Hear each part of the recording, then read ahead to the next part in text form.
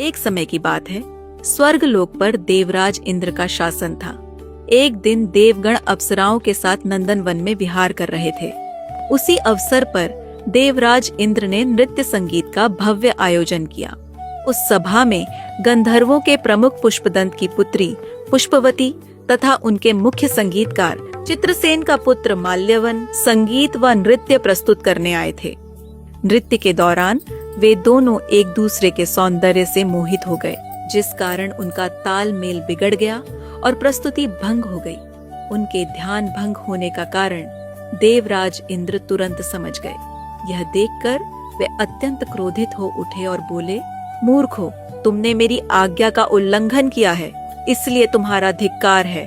अब तुम दोनों पति पत्नी के रूप में पिशाच योनि धारण करो और अपने कर्मों का फल भोगो। यह शाप सुनकर दोनों अत्यंत दुखी हो गए। वे हिमालय पर्वत पर भूत पिशाच के रूप में दुख पूर्वक जीवन बिताने लगे। उनकी दिव्य बुद्धि नष्ट हो चुकी थी। उन्हें गंध, स्पर्श आदि का कोई ज्ञान नहीं रहा था।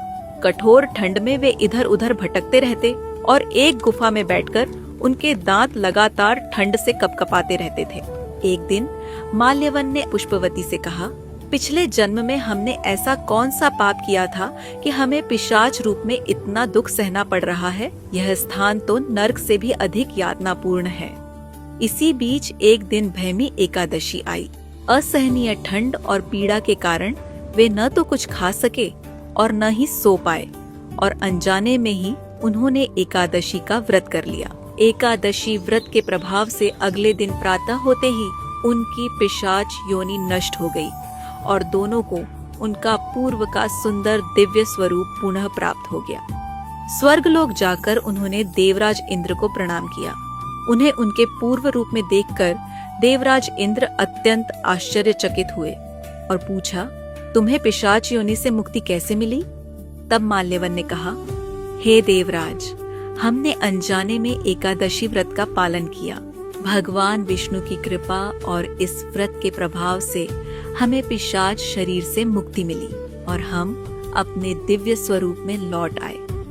यह सुनकर देवराज इंद्र बोले, जो भगवान विष्णु के सेवक हैं, वे हमारे भी सम्मान के योग्य हैं। तुम अब पूर्णतः पाप मुक्त हो। इसी प्रकार जो भी भक्त श्रद्धा और विश्वास के साथ इस एकादशी का पालन करता है, वह समस्त पापों से मुक्त होकर अंततः वैकुंठ धाम की प्राप्ति करता है।